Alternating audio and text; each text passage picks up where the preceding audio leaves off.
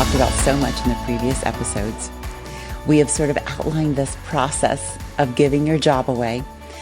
And we've been mentioning guardrails. I think we've mentioned in just about every episode. Yeah. But guardrails are so important because they are the checkpoints of trust and respect. Mm-hmm. It's sort of this safeguard that we've implemented to give us this ability to check in with these high-level, gap-filling volunteers.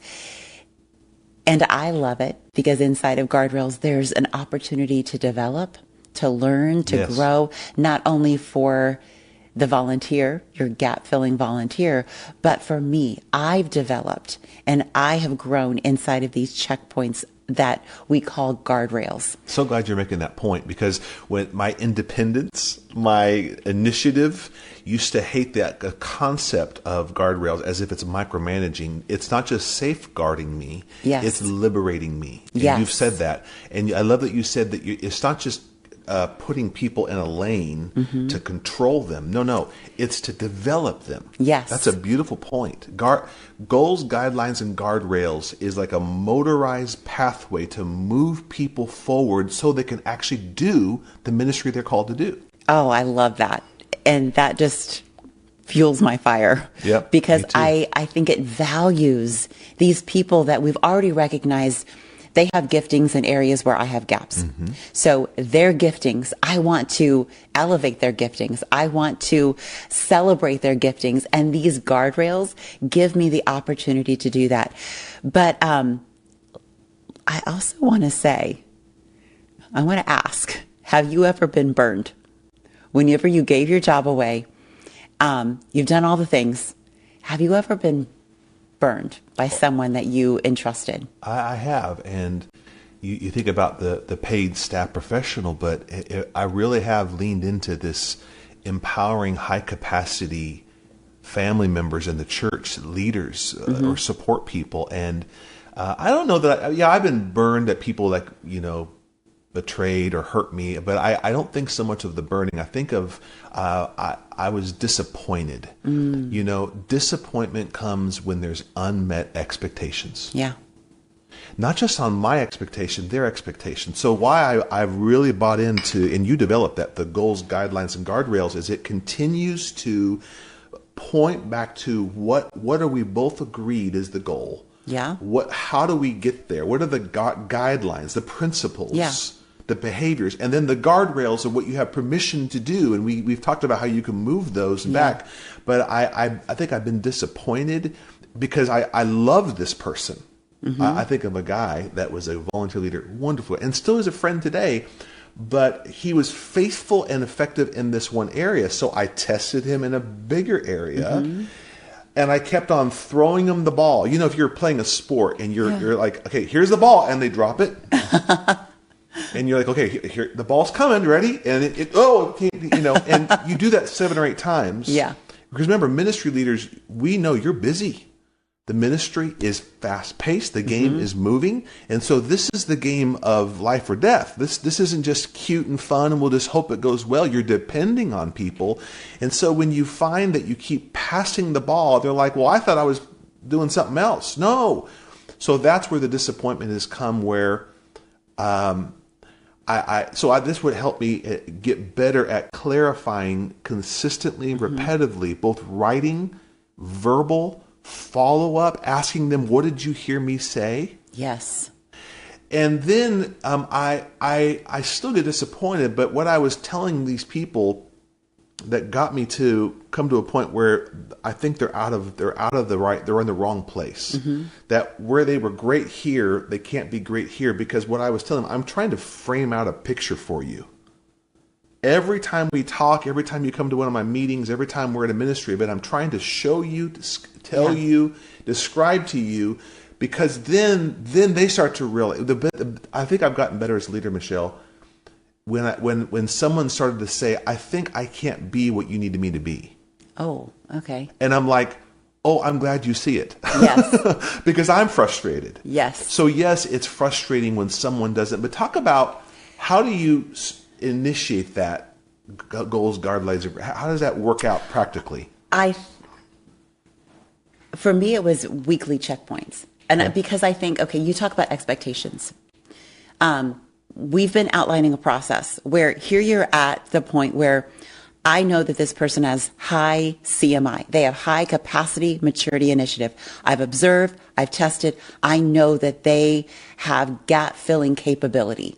So you've identified this person, and now you've given them a job description with the goals, guidelines, and guardrails outlined. So you've slid that across the table.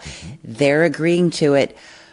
But there's still, and you said expectation, there's still more time to observe inside of the expectations now that they've received. So those weekly checkpoints, those guardrails of weekly checkpoints become like a 90-day observation. Like, let's for 90 days, let's just see how this works. So you're not locking them in. That's good. Just like you would at a job. Here's my 90 days. We're going to trial this, see how it works. And I think that gives we talk about margin. That gives margin for me as a ministry leader to say, okay, I'm not locking them in. I'm still going to walk alongside. And for them to say, okay, I'm not committed to this. I want to be here. I want to serve. I want to be in my place that I'm gifted, but I still want this time to observe and make sure that it is the right place. Well, as you're talking, I'm thinking about a couple of people that I've had to, and again, some people it didn't end well, but a lot of them, I'm happy to say, it ended well where they're still vibrant and serving, and I have a relationship with them because I learned how to redirect them. As you were talking, I was just thinking, one of the ways that I found I was beginning disappointed in the 90 days. Maybe I probably should have done 90 days. I was like 6 months. I should have done 90 days. I'm going to take that. I'm going to start doing 90 days and tell them it's 90 days. Yeah. Because when I would talk about, okay, this is the goal and this is the guidelines of how we need to operate. Right. This is what's important. The how expectations. We behave. The expectations, the behaviors. Yeah. And then here's what you're allowed to do and where I need to be involved. I think the testing, the checkpoints, where I was just pointing is like, why are you over here doing this thing? Yeah. Well, that's important and I'm good at it. Well, that's trying, but that's not this. Right. And I love, so like I would have some people that thought ministry was about preaching and teaching. Because they see on social media or us with the microphone and, well, I want to do that. I said, that's great, but I need you to build a team. And I'm hearing that you're not following up with people on the week. Well, I was busy. Well, you weren't too busy to preach. I need you to build this. And I would show them and I would help them recruit people.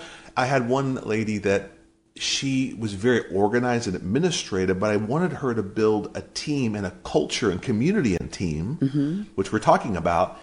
And she nodded her head and do a little bit of it, but she started to tell everybody else what we needed to do. And then she felt like you could see she was sad. Like she's left at 4:30. I've done my job. Everybody has their tasks. I don't need you to be the office manager. I need you to build your own team. And so you can support the rest of us. And so I could see the lost in translation. And so that's when I started to, and this is bad, Michelle, because I think in ministry leaders, this give your job away sounds all great and wonderful, but what happens when you have someone that's not meeting expectations? They're frustrated, you're frustrated, it's not working. Rather than, because I'm such an encourager, I like to see the potential in all this. Now what I've learned is the most loving thing I can do is to say, the expectations are not being met. Do you see how that was dropped and that was missed? And so I start to point to the misses, not the wins. Because they think they're winning over here. I said, that's a great win. That's not what we need over here. And then I think the rather than punish them or make them feel less than or they failed, that's not my heart. I say, you know what? You love organizing? Just go organize. And I'll get someone else to be the team leader. Yeah. And I think that's what's so great about having this written job description. You have something to go back to. It's in black and white. It's bullet pointed. These are the clear expectations. And I think sometimes that is what is challenging for some ministry leaders. They feel like they're managing volunteers, so they don't have the ability to, it feels sort of unfair to give them expectations like, I'm not their boss. But in a sense, you kind of are. Yes. You're managing your job description through them. Right. There is clear expectations that have to be met. And to communicate that well and clearly does you and them a favor. To remind them of the expectations is not being bossy.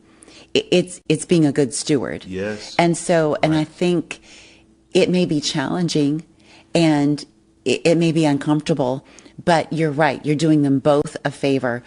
We talk about trust starts at a 7. I know John Maxwell says that trust, that everyone comes with a 10 on their head. This is not what we're talking about. We have high belief. We value people at a 10 level. But when it comes to giving your job away, we start at a 7 because we want those 90 days to be the checkpoints to make sure that they can move to an 8, move to a 9, move to a 10 in those 90 days. I think that is so wise. Where were you at 10 years ago? Because I love John Maxwell, read him, and everybody's a 10. Yes. You know, and he's right. Yes. The potential of 10. But boy, Michelle, that's wise. And I had to learn that from you and others. You know, it depends on what your leadership style is. You know me well. I have high energy, high initiative, high belief, which is a strength I have to see potential and start. But it did burn me.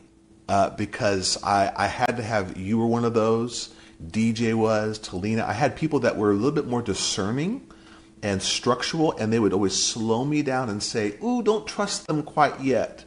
So I've learned that on the back end, that have high belief, high potential, but start at a 7. I think you need to listen to that, ministry leader. And I think it's... again, we're not devaluing them or their gifting. Right. We're just saying that in this 90 days, let's make this a transaction of trust. Like we're going to have some back and forth so that we can grow together in trusting and respecting one another. And that's where I feel like that mutual growth gets you to a place that after the 90 days, there's so much more freedom. Like, okay, we get each other. We're on the same page. We've reviewed the job description on a weekly basis. I've seen where you're coming from. You have given me where your ideas and the things that you want to do. We've troubleshooted during this 90 days. And I think that that's the important foundation that allows the relationship to be even better on the other side. Well, I'm going to slow Michelle down a little bit. One of your gifts is you bring clear, beautiful language to concepts. Transaction of trust. That was a mic drop right there. Because I think all of us hate conflict or confrontation or hurting feelings, or this person's trying to help and now I got to move them off team and it's not working. And we all hate that. But I learned that transaction of trust is even in a lack of expectation. We're on different pages, and this isn't working.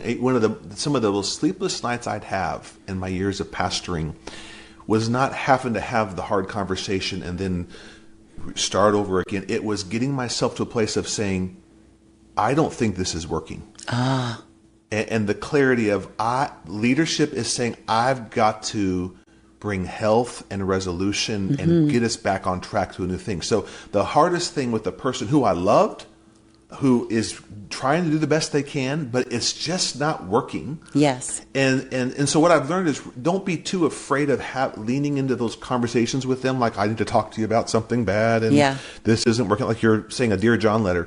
Actually, the transaction of trust is through the whole guidelines, guardrails, all those checkpoints is, hey, we've talked about this. I'm not seeing it happen. And you're doing this over here. And I love that. And maybe you need to do that over there. Yes. And now you're not just rejecting them or diminishing them, as you said. You're actually saying, maybe together we can figure out, you're committed. You're validating. There's definitely a redirection. Yeah. What if we transition you to do this? Yes. Because now you're liberating them in those guardrails. You know, I found that if I have to remind them, if I have to go clean up messes around them, if I have to go verify, if I'm having to motivate you, Right. it tells me you're not in the right spot. I want to inspire you Yes. to do what's already there. Yeah. And then if you have to move a person out of a role and help them find their place, they'll thank you for it. And then God will, again, fill your gap with that perfect gap filler. Yes. And I think we're not afraid to try, because I've put people in roles that, on paper, I'd observed them. They had been working with me as a volunteer. I was moving them to a different eye. We talked about the eye charts. Yep. I was giving them a little bit more responsibility, but in that, those checkpoints, there was a hesitancy on their part, or there was just like a lack of clarity when they repeated it back to me. I was like, okay, this isn't clicking, and moving them off team, not in like they can't volunteer anymore, but just moving them out of that inner circle to let's just volunteer. You feel best here. They were relieved. I was able to manage my job better. Yes. And find another person to fill that gap. And it's okay. Those transitions, they're a little bit awkward, but in the end, you're valuing the person. And the way that you do that is through those checkpoints of just, let's check in, let's make sure this is working for both of us. And it allows it to be a little bit easier if you do it within the 90 days rather than letting it drag out. Yeah. Ministry leader, your job is to take the awkward and make it not awkward.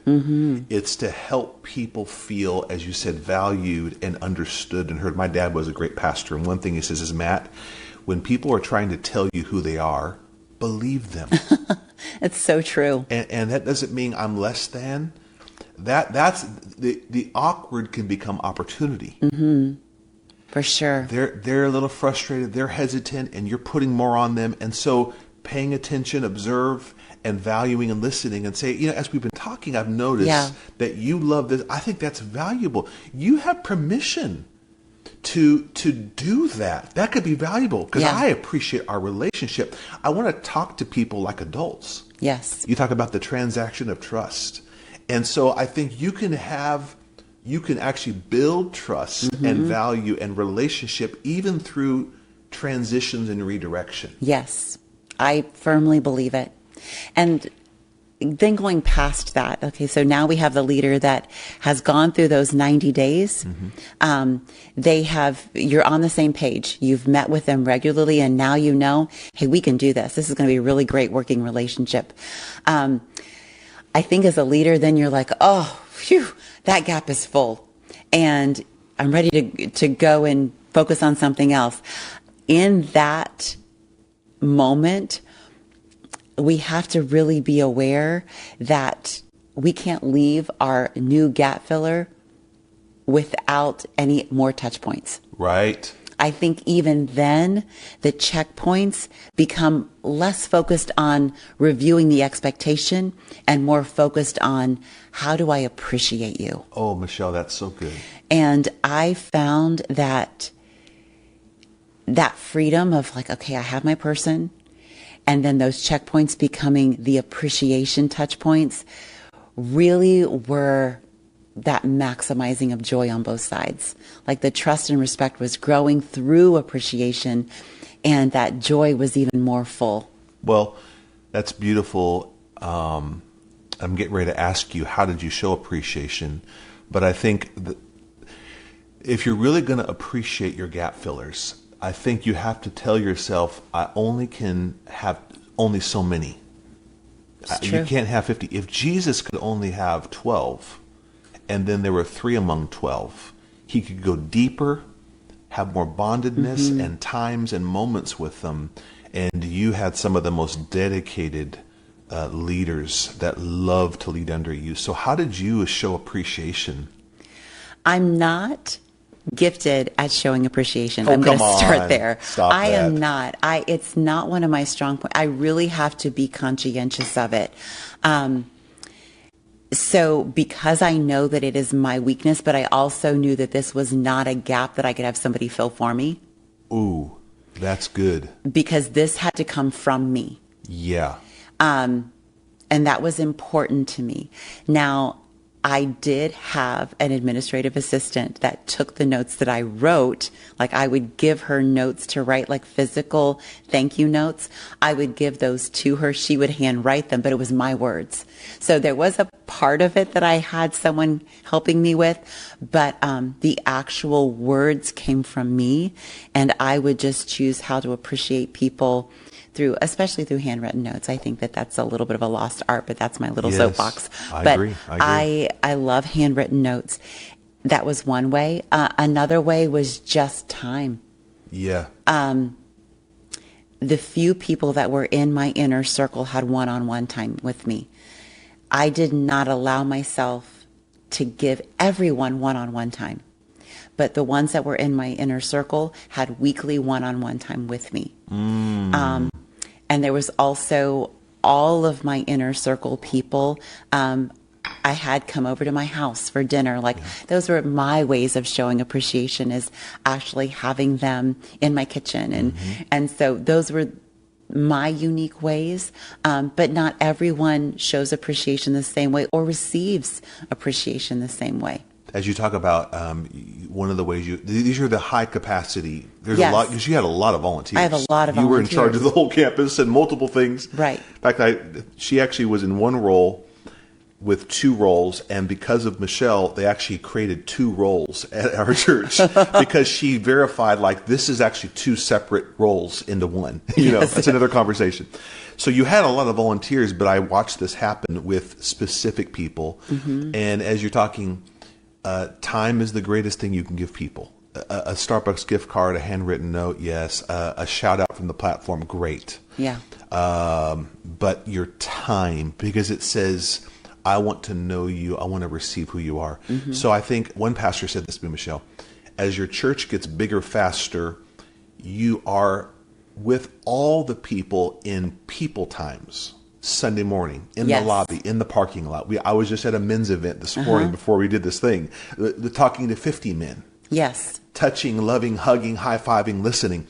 But during the week, I'm very hard to get a hold of because I'm spending time with the few that stand with me. And I think that's, and it's all right that others notice. Like I've noticed as a pastor that if someone reaches out arbitrarily, hey, can I get with you?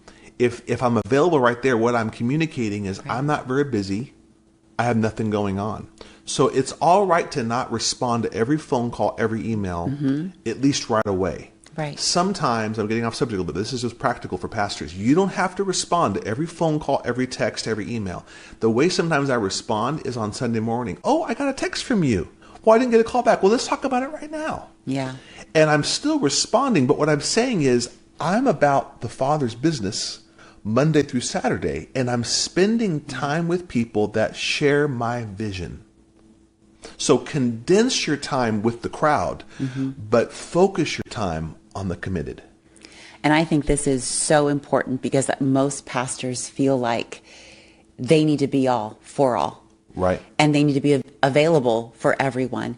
And yes, you have a pastoral duty to be there for the sick and the broken and the people that are going through sorrow or loss. Like there is that. But when it comes to a sphere of influence that is yours to steward well, it's not the masses, right? Jesus spoke to the masses, but he discipled the few. And I think that is, for a pastor, that might be a little bit of a relief. Like, okay, I'm called to preach to the masses, but disciple a few. And I think in bringing people into those discipleship moments through either helping you fill a gap, or just through you just saying, okay, I'm going to focus my time on discipling you for a gap, a future gap, then you're stewarding your time well. Yeah, I think because we're talking about appreciating these great gap fillers. Yes. You're gifting them your time and your discipleship, but you're giving them closer proximity to you. Yes. You can appreciate all the volunteers at a gathering and a Right. barbecue, and they all get a gift, and you can speak to them, but the proximity, this is an art form, is a little farther because you can't go deep with everybody. Oh, Matt, that is so good. You only can go deep with a few people. It's not just I'm imparting and discipling and having checkpoints. I'm giving you part of my life. And if you want to be healthy, you have to give to your spouse first and your kids and some inner circle friends. And then those few gap fillers, I'm giving them the appreciation of me. Yes. Isn't that great? And I think it allows you to lead yourself well. Right. I think if you feel like you need to be all things to all people, your calendar is going to fill up really fast. And you're going to be so depleted that you're not really going to have a lot to give to those people that should be most important and prioritized. Whereas if you learn how to lead yourself well by stewarding your time and giving it to only a select few, then you have more margin to give to other people at a more quality level. That's so right. That's so right. If you're having an awkward conversation with someone who's not meeting your expectations, your gap filler, you can help redirect them to where they really are called to be. Yes. And celebrate that. But when you get those perfect gap fillers, and you and I have a lot of names that come up, man, appreciate them. In handwritten notes and some chocolate and coffee. Yeah. I remember when I first met you, I asked you, what do you love? You said you like white, what did you say, white Cupcakes. chocolate? White cupcakes. So I went and bought, I didn't have a volunteer, I went and bought a cupcake for you, put on your desk. But I think the best thing is to give people a deeper, closer proximity to who you are.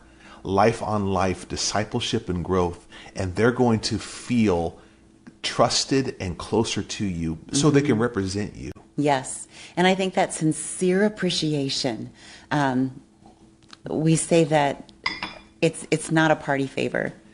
It's like getting a birthday gift or a Christmas gift.